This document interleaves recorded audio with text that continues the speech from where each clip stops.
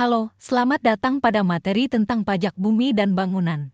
Pada materi ini, kita akan mempelajari pengertian, karakteristik, objek dan subjek pajak, konsep-konsep penting, serta cara menghitung pajak bumi dan bangunan. Pajak bumi dan bangunan adalah pungutan yang wajib dibayar atas keberadaan tanah dan bangunan yang memberikan manfaat serta nilai sosial ekonomi bagi seseorang atau badan yang memiliki hak atau memperoleh manfaat atas tanah dan bangunan tersebut. Pajak ini bersifat material, yang berarti besarnya pajak ditentukan berdasarkan luas serta kondisi tanah atau bangunan yang dimiliki. Pajak bumi dan bangunan memiliki beberapa karakteristik utama.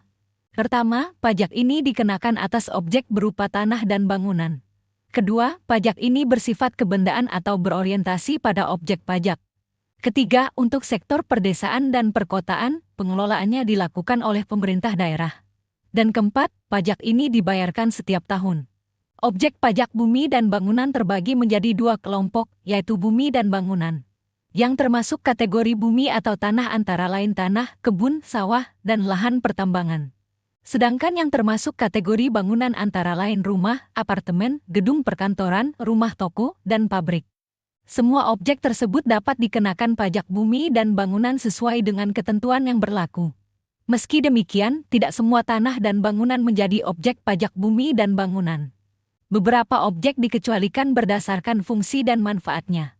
Contohnya adalah tanah atau bangunan yang digunakan untuk kepentingan umum di bidang sosial, peribadatan, kesehatan, kebudayaan, pendidikan, dan sejarah. Selain itu, objek yang digunakan untuk menjaga kelestarian flora dan fauna, seperti hutan suaka alam, hutan lindung, dan taman nasional juga dikecualikan. Pengecualian juga berlaku bagi objek yang digunakan untuk kepentingan negara atau organisasi internasional, seperti konsulat dan kedutaan. Subjek pajak bumi dan bangunan. Subjek pajak bumi dan bangunan adalah orang pribadi atau badan usaha yang memiliki, menguasai, atau memanfaatkan objek pajak.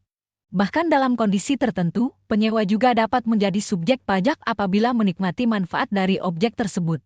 Konsep penting dalam pajak bumi dan bangunan. Dalam pajak bumi dan bangunan terdapat beberapa konsep penting yang perlu dipahami. Pertama adalah nilai jual objek pajak. Nilai jual objek pajak merupakan harga rata-rata tanah dan bangunan yang ditetapkan oleh pemerintah. Kedua adalah nilai jual objek pajak tidak kena pajak.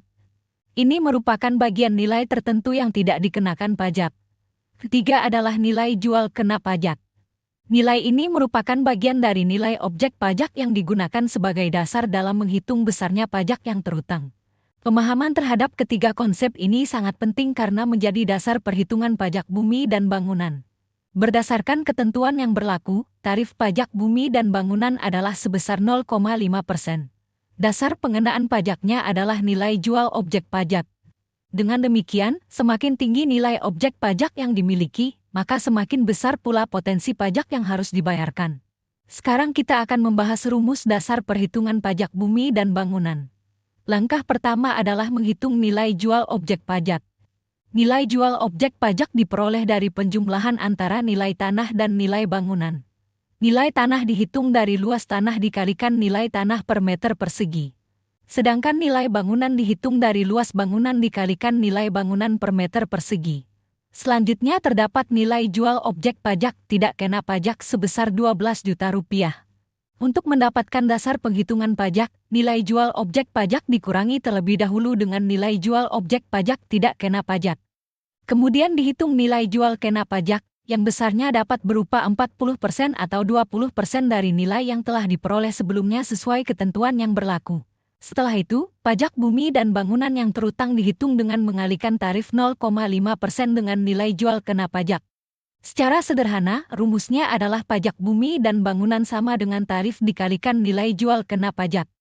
Sedangkan nilai jual kena pajak diperoleh dari persentase tertentu dikalikan selisih antara nilai jual objek pajak dan nilai jual objek pajak tidak kena pajak. Demikian pembahasan mengenai pajak bumi dan bangunan.